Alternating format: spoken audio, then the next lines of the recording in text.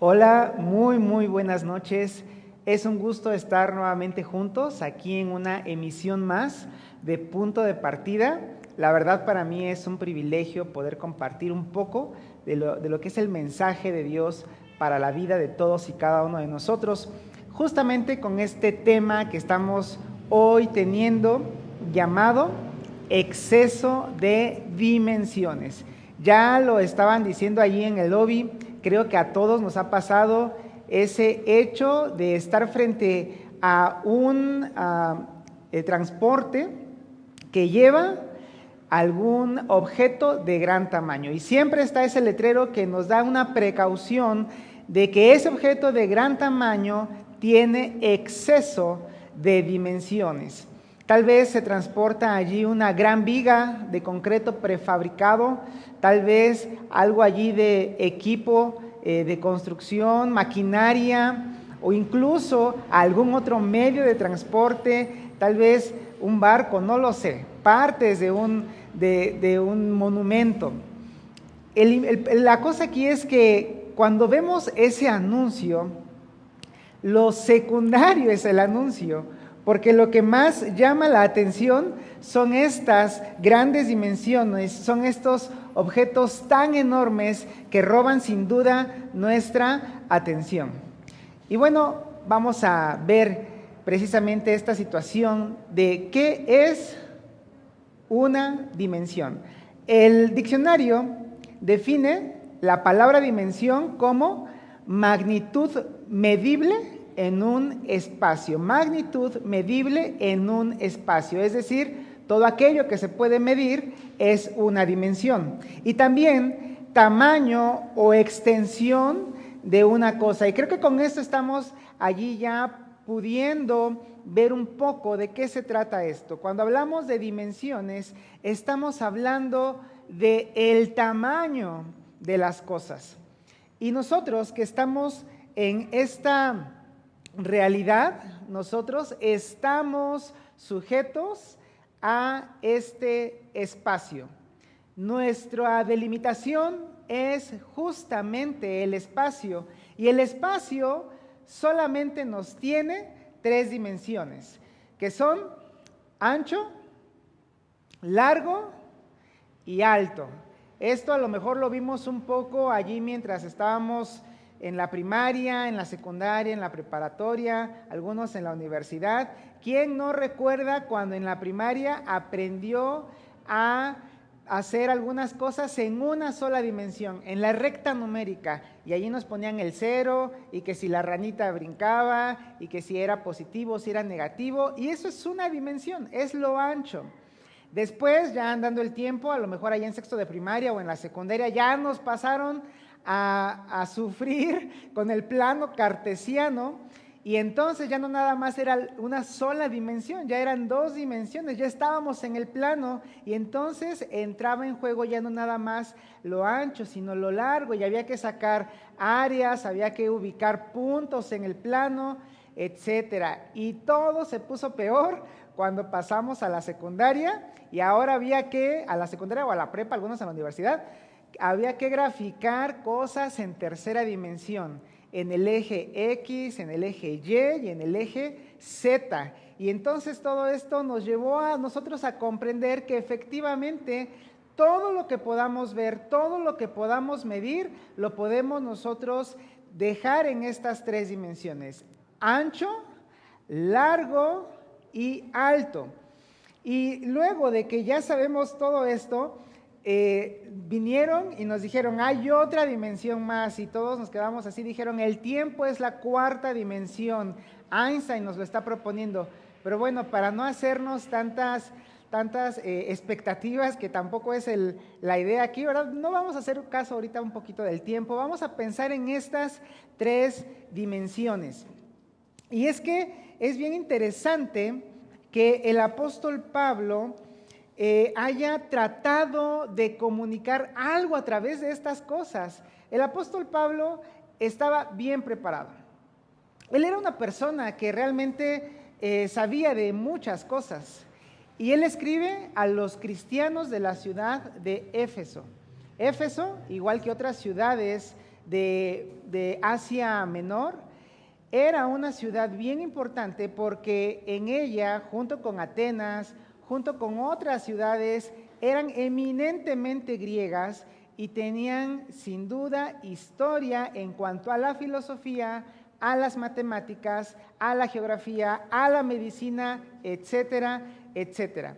Así es que Pablo utiliza precisamente esta situación de las dimensiones para poder comunicar a los cristianos de Éfeso y a nosotros también cómo es que Dios se relaciona con nosotros y cómo esto nos puede llegar a nosotros a importar. Y bien decían en el lobby, no nada más a unos, a todos, a los que estamos aquí y a los que nos están viendo.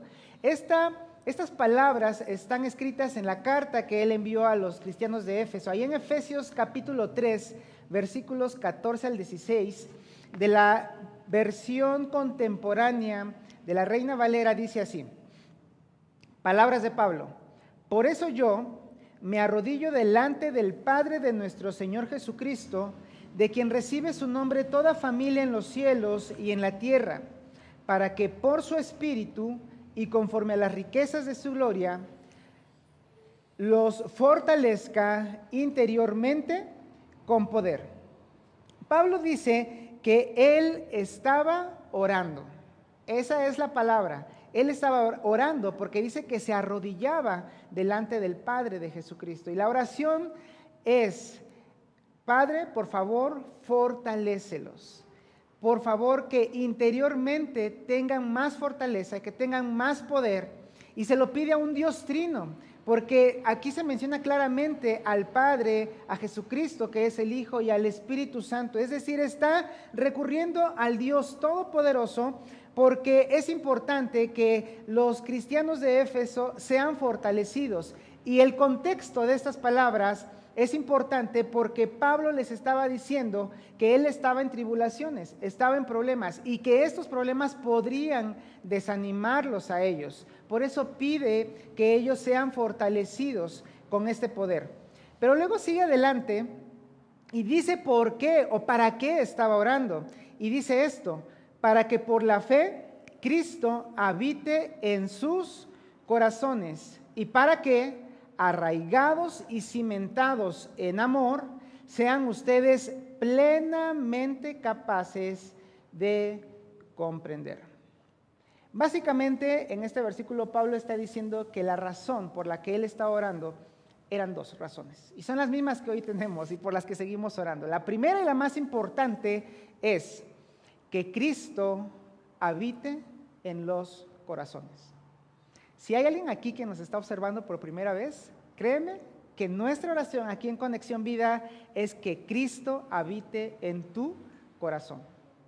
Esa es nuestra oración, eso es lo que queremos, por eso hacemos lo que hacemos, porque lo más importante es que Cristo quiere entrar, quiere habitar en los corazones de todos los seres humanos.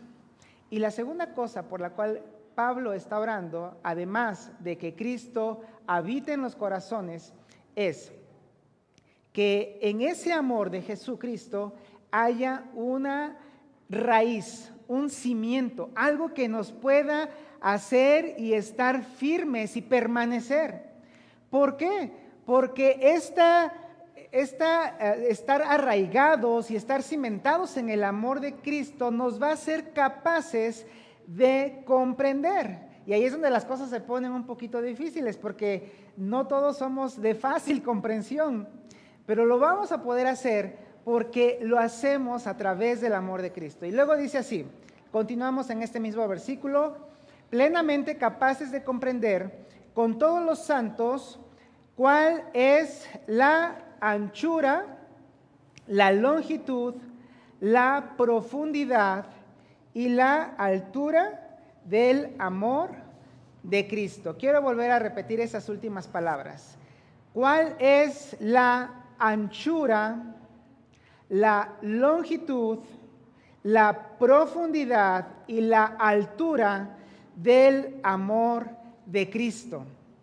En otras palabras, Pablo nos está invitando a dimensionar, a medir el amor de Cristo. Vaya que es una tarea descomunal. Es algo que nos está dejando realmente Pablo una vara bien, bien alta, que él quiere que comprendamos el tamaño, las dimensiones del amor de Cristo.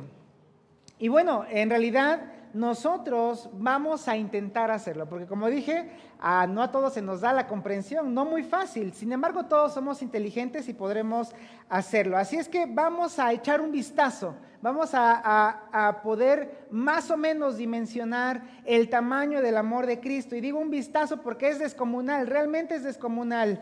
Y bueno, vamos a asombrarnos juntos. Y quiero hacer una analogía. Y eso es esto, una analogía. No es un dogma, no es ley, pero quiero comparar estas dimensiones con lo que es las características del amor de Cristo. Sabemos que son 3 las dimensiones: el ancho, el largo y la altura. Vamos a la primera dimensión, que es el modo, la forma, el carácter, pues, del amor de Cristo. Déjame decirte que el amor de Cristo no tiene reservas, no tiene condiciones, y además este amor es un amor que Él mismo, que Dios mismo tomó la iniciativa. Dice así, otra de las cartas de Pablo, él mismo lo dice en 2 Corintios capítulo 8, versículo 8, dice así: porque ya conocéis la gracia de nuestro Señor Jesucristo, que por amor a vosotros se hizo pobre, siendo rico, para que vosotros con su pobreza fueseis enriquecidos. Estamos hablando de que este amor no tiene reservas, no tiene condiciones. Si vemos un poco más objetivamente, Jesucristo estaba en el cielo, Él siempre ha sido Dios. Y estaba en su trono, recibiendo todo lo que debe recibir como Dios, la honra, la gloria, etc.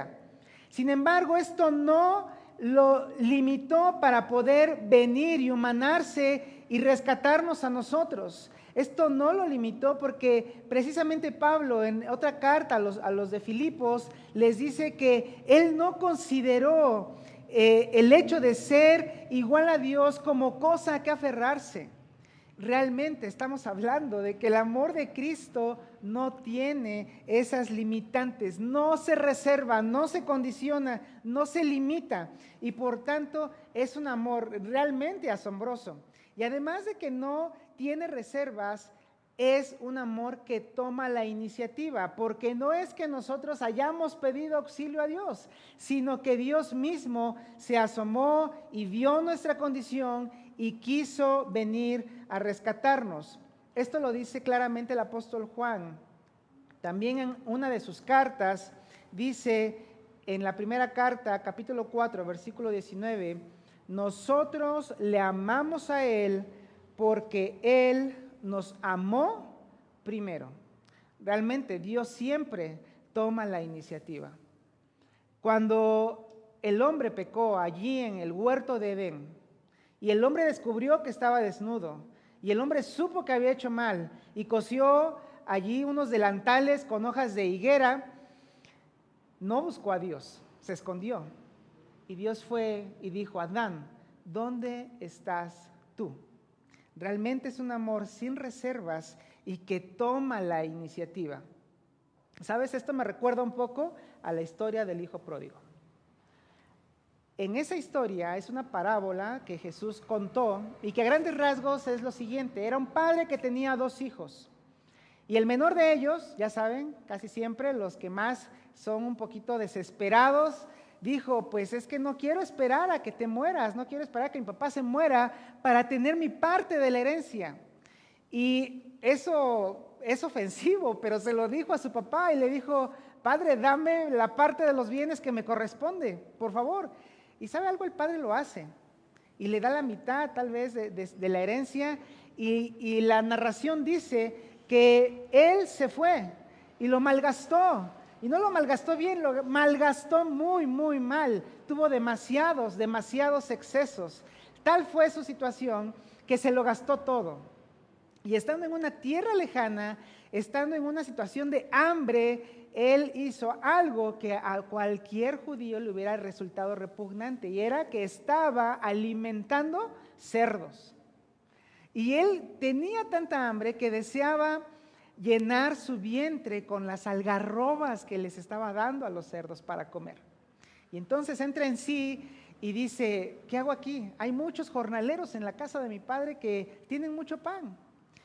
Y entra en un estado de conciencia y dice él mismo, me levantaré e iré a mi padre y le diré, Padre, he pecado contra el cielo y contra ti, ya no soy digno de ser llamado tu hijo, hazme como a uno de tus jornaleros. Y se va de nuevo de regreso a su casa. La situación aquí es que el padre es un tipo precisamente de Dios, porque el padre ve de lejos a su hijo que viene, y algo que no hacen en la cultura judía, no se hace, es que un varón, o no se hacía en los tiempos bíblicos, un varón no corría, se veía mal, no era parte del decoro, pero él ve a su hijo, ¿y sabe qué hace? Corre hacia él, se echa a su cuello y lo besa, y el hijo comienza a decir, Padre, he pecado contra el cielo, ni siquiera lo deja terminar, y les dice a sus criados, pónganle un anillo, vístanlo y vamos a hacer una fiesta, porque mi hijo muerto era y ha resucitado, estaba perdido y es hallado. Díganme si el amor de Dios no es un amor sin reservas y que toma la iniciativa. Vamos a la segunda dimensión en cuanto al largo, la duración del amor de Cristo. Déjame decirte que el amor de Cristo es seguro y es eterno. El amor de Cristo es seguro y es eterno. Pablo también lo aborda en su carta a los cristianos de Roma, en el capítulo 8, versículos 38 y 39. Él escribe estas palabras porque versículos anteriores él hace la pregunta, ¿quién nos separará del amor de Cristo?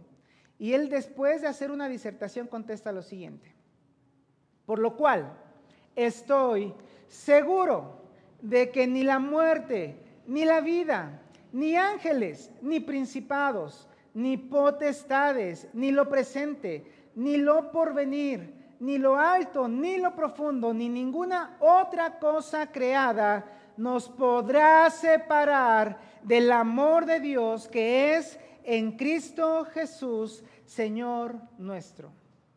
La pregunta de Pablo era muy válida. ¿Quién nos podrá separar del amor de Cristo? ¿Tribulación, hambre, espada, persecución? Y él después, él mismo llega a esta conclusión. Nada ni nadie nos puede separar del amor de Cristo. Si tú gozas del favor de Dios, si tú gozas de que Cristo muere en tu corazón, ¿sabes algo? Nadie, absolutamente nada te puede separar de ese amor que es en Cristo Jesús. Así es que sí, es muy seguro, pero además es eterno. Es otra de las cosas que en cuanto a la duración es bien interesante, porque el amor de Cristo nunca se va a acabar. Jeremías 31:3, el profeta Jeremías, ahí en el Antiguo Testamento, lo dice de la siguiente forma: Jehová se manifestó a mí hace ya mucho tiempo, diciendo, con amor eterno te he amado, por tanto te prolongué mi misericordia. El amor de Dios es eterno. Y esta eternidad, si recordamos un poquito lo que decía hace un momento de lo que nos enseñaban en la primaria y en la secundaria, esa recta numérica que tiene el punto cero y está hacia atrás y hacia adelante, y en ambas direcciones llegan hacia el infinito. La eternidad pasada y la eternidad futura están ocupadas por el amor de Cristo hacia nosotros. Allí mismo en la carta que Pablo le escribió a los Efesios, dice que nosotros fuimos elegidos en Dios desde antes de la fundación del mundo, y ahora Jeremías nos dice que el amor de Dios es para siempre, porque con amor eterno te he amado. Y ¿sabes algo? Igualmente otro profeta allí, el profeta Isaías, en el capítulo 49, escribe respecto a palabras de Dios. Y es una pregunta para su pueblo. Y le dice, la que da a luz, ¿se olvidará de lo que ha dado a luz? Esto es prácticamente imposible. Yo no conozco hasta ahora una mujer, una sola mujer, que después de esas horas de parto y de dolor y de sufrimiento, justamente después de que acabó el parto, diga, ay, ¿qué hago aquí? ¿A qué vine aquí al hospital? No sé qué estoy haciendo aquí, ya me voy. De verdad no creo que eso suceda.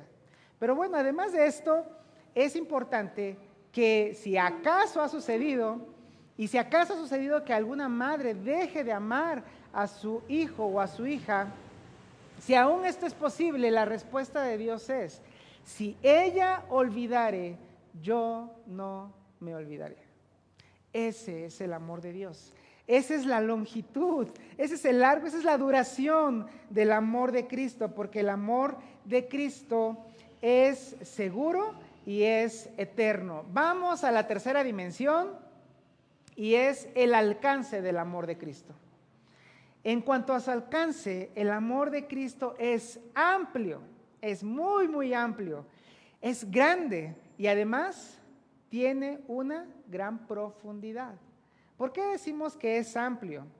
Bueno, según a los Corintios, otra vez Pablo, hablando del amor de Cristo, le dice allí a los de Corinto en el capítulo 5, versículos 14 y 15, dice, porque el amor de Cristo nos constriñe. La palabra constreñir es un poquito difícil. Quisiera decir como que el amor de Cristo nos abraza, nos cubre, es más, nos apretuja un poco. ¿Por qué? Porque si pensando esto es lo siguiente, que si uno murió por todos, luego, o sea, entonces, todos murieron. Y por todos murió. Jesucristo por todos murió. Para que los que viven ya no vivan para sí, sino para aquel que murió y resucitó por ellos. Así es que el amor de Cristo realmente es amplio. ¿Por qué? Porque Él nos ama a todos, por cuanto murió por todos. En la plática que Jesucristo tuvo con Nicodemo, ahí en Juan capítulo 3, él empieza a hablar con Nicodemo y le dice, ¿sabes, Nicodemo? Te es necesario nacer de nuevo. Si quieres realmente conocer a Dios, si quieres estar en el reino de los cielos, tienes que nacer de nuevo. Y Nicodemo le dice, ¿pero cómo? ¿Voy a entrar de nuevo en el vientre de mi madre? Y él empieza a explicar esta situación de ser regenerado, de ser una nueva creación en Dios. Y llega al capítulo, allá en el capítulo 3 de Juan, al versículo 16, y le dice, precisamente hablando del amor de Dios, porque de tal manera amó Dios.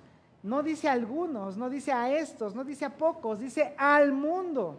De tal manera amó Dios al mundo. Y otra vez vemos lo amplio, para que todo aquel que en Él cree no se pierda, mas tenga vida eterna. Realmente es un amor bien, bien amplio. Pero ¿sabes algo? No nada más es amplio, también es profundo. Es un amor que te lleva al fondo, porque Juan lo expresa en la primera carta, en el capítulo 3, versículo 1, la primera parte dicen, miren o mirad, cuál amor nos ha dado el Padre para que seamos llamados hijos de Dios. En otras palabras, el amor de Dios es tan profundo, es tan a fondo, que no nada más te rescata de donde estás, no nada más te saca, sino que además te limpia por completo y te hace parte de Él. Te hace parte de su familia, de tal forma que ya no nada más eres un ser humano cualquiera. Ahora, si tú tienes a Cristo en tu corazón, si permites que el amor de Cristo sea una realidad en tu vida, entonces eres ahora también llamado hijo de Dios. Y esto me recuerda a otra cosa más. La historia que también ya se ha mencionado, todo esto se ha mencionado ya aquí, pero me lo recuerda, el caso de Oseas. Oseas fue un profeta que profetizó en los tiempos del Antiguo Testamento, en los que la nación de Israel estaba pasando por situaciones realmente tremendas, porque ellos se iban detrás de otros dioses, no adoraban al Dios verdadero únicamente como debió ser, sino que iban tras de ídolos, tras los Baales, tras Astarot, etc. Y Dios le dice a Oseas: Oseas, quiero hacer una similitud del pueblo de Israel y yo contigo, porque vas a tomar a una mujer ramera por mujer. Oseas obedece y va y toma a Gomer, una mujer disoluta, estaba en fornicación, hacía muchas cosas tremendas, Gomer. Y de la misma forma que Israel se iba tras otros ídolos, Gomer se fue con otros hombres. Tan tremendo fue esto que Gomer dio a luz a 3 hijos, a 2 mujeres y a un varón. Y la verdad es que no había seguridad de que fueran hijos de Oseas. Tan lejos llegó Gomer que ella perdió su libertad por estar en la prostitución. Ella ya estaba en adulterio, ella estaba casada con Oseas. Pierde su libertad por estar en la prostitución. Y Dios sigue haciendo esa correlación entre Gomer e Israel y Dios con Oseas. Y le dice Dios: tú me estás representando a mí, Oseas, así es que vas a ir y vas a comprar a Gomer. Estoy seguro que Oseas amaba a Gomer. ¿Sabes por qué? Porque él fue y compró a Gomer. Y pagó no sé cuántos denarios, pero pagó por Gomer, por su libertad. Y le dijo: ahora vas a ser mía, ahora vas a estar conmigo. Y de la misma forma, Dios nos rescata de esas cosas que hacemos, de esa vana forma en la que vivimos, y nos da esa profundidad, no solamente de ser rescatados, sino de estar nuevamente en el hogar. Todo esto entonces es el amor de Cristo. Cuando Pablo continúa allí, después de habernos dejado esta tarea tan descomunal, entra en algo que se llama paradoja. La paradoja es una aparente contradicción. Es algo bien paradójico lo que él dice. Enseguida de lo que ya nos dijo de las dimensiones, de lo ancho, lo alto, lo profundo, lo alto, dice: ustedes deben conocer esto. Y luego dice el versículo 19, y de conocer el amor de Cristo, que excede todo conocimiento, para que seáis llenos de toda la plenitud de Dios. Fíjense, ya Pablo nos mandó a medir lo que no se puede medir, ya nos mandó a dimensionar lo que no se puede dimensionar, porque el amor de Dios, de acuerdo a lo que estamos viendo, es inconmensurable, no se puede medir. Y ahora nos dice que conozcamos lo que no se puede conocer, porque el amor de Cristo excede a todo conocimiento. Y bueno, ¿cómo podemos nosotros entonces conocer lo que no se puede conocer? Bueno, tú puedes conocer el amor de Cristo si experimentas el amor de Cristo. En otras palabras, si tú le abres tu corazón a Jesús, aun cuando no puedas dimensionar lo grande que es el amor de Él, podrás experimentar lo hermoso y maravilloso que es un amor sin reservas, con iniciativa divina, que es seguro, que es eterno, que es amplio y que es profundo. Es para ti esta invitación. Si hay alguien aquí que nos está viendo por primera vez, te estamos rogando que escuches estas palabras. Dios te ama y Jesús quiere entrar en tu corazón y quiere que experimentes este amor inconmensurable, que no se puede conocer, pero que puedes experimentar. Tal vez hay alguien aquí que está observando esta transmisión, tal vez hay alguien aquí que tal vez la va a ver grabada, no importa, pero si nunca has hecho esta decisión y si tal vez nunca has abierto las puertas de tu corazón a Jesús, te invito a que ores de esta forma y dile: Padre, veo tu amor tan grande. Quiero experimentar el amor de Cristo. Cristo, entra en mi corazón. Jesús, gracias por el sacrificio que hiciste en la cruz. Sé que resucitaste, moriste y resucitaste por mí. Quiero tener vida nueva en ti. Padre, gracias por Cristo Jesús. Si tú hiciste esta oración, déjame decirte que ahora eres un hijo de Dios. Y si esto fue así, por favor, escríbenos allí en los comentarios o mándanos un inbox o donde sea, pero haznos saber que has hecho esta oración, porque queremos seguir yendo contigo en esta jornada de fe. Para finalizar, quiero recordar un canto viejito. Se hizo tal vez popular el siglo pasado o el siglo antepasado. Fue escrito no por Gabriel, no por Ian, sino por Frederick Lehman. Y él se propuso hacer este canto porque recordó o supo del amor de Cristo, y él sabía que tenía una tarjetita en la que había un verso que le gustaba tanto acerca del amor de Cristo y que era momento de ponerle música a ese verso y escribir todo un canto acerca del amor de Cristo. Él encuentra esta tarjetita y observa que había una inscripción debajo de la tarjeta que decía que esas palabras fueron descubiertas en un manicomio, que estaban escritas en las paredes de un cuarto de manicomio, y que antes de borrarlas, puesto que no sabían si eran de la persona que estaba internada o de los médicos o de alguien más, alguien decidió rescatarla, escribirla y sacarla en esas tarjetas. Y él hace de estas palabras la segunda estrofa del canto "Oh amor de Dios". Y estas son las palabras de esa segunda estrofa. Oh amor de Dios. Perdóneme, esa es la primera. La segunda es: si fuera tinta todo el mar, y todo el cielo un gran papel, y cada hombre un escritor, y cada hoja un pincel, nunca podrían describir el gran amor de Dios que al hombre pudo redimir de su pecado atroz. El amor de Cristo es muy grande, el amor de Cristo es inmenso. Así es que compartamos este amor y que Dios nos siga ayudando a estar cimentados, a estar arraigados y a seguir conociendo el amor de Cristo. Que Dios nos bendiga.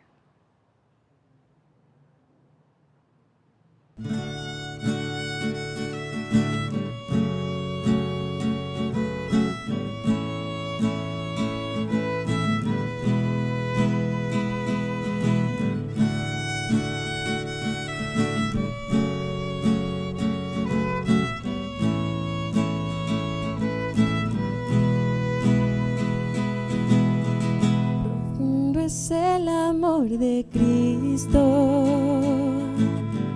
más que el infierno y la maldad. Dejó su trono y su gloria para traernos hacia Él. Más ancho es el amor de Cristo, que nos separó, me alcanzó en mis tinieblas, solo en Él hay salvación.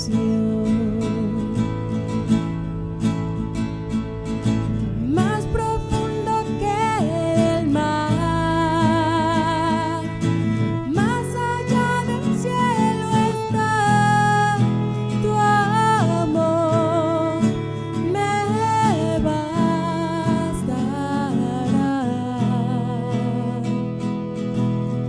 Más fuerte es el amor de Cristo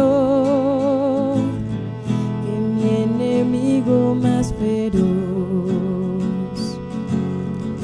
Me sostiene en las tormentas, las aguas no me cubrirán. Me guiará el amor de Cristo en el más hondo valle aquí. Me pastoreará por siempre y me guarda junto a Él. Más profundo que el mar,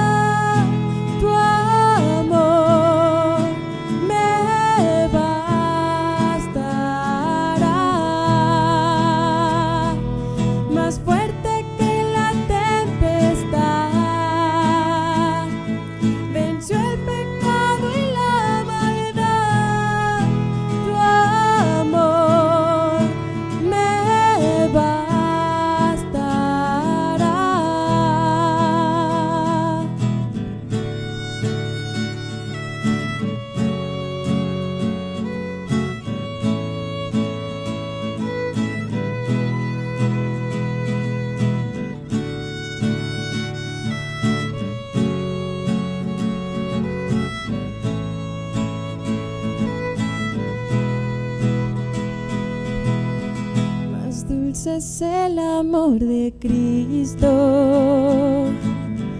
mientras más cerca estoy del fin. Disfrutaré su amor por siempre,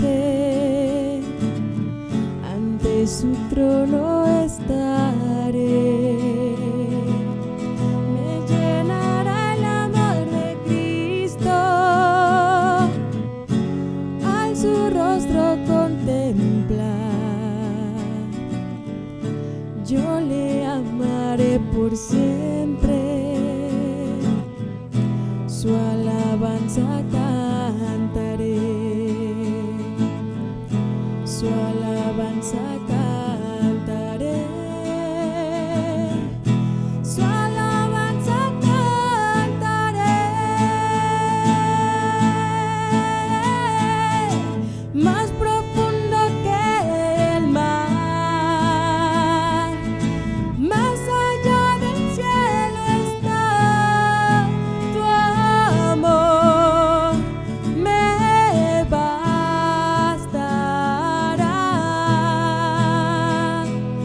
Más fuerte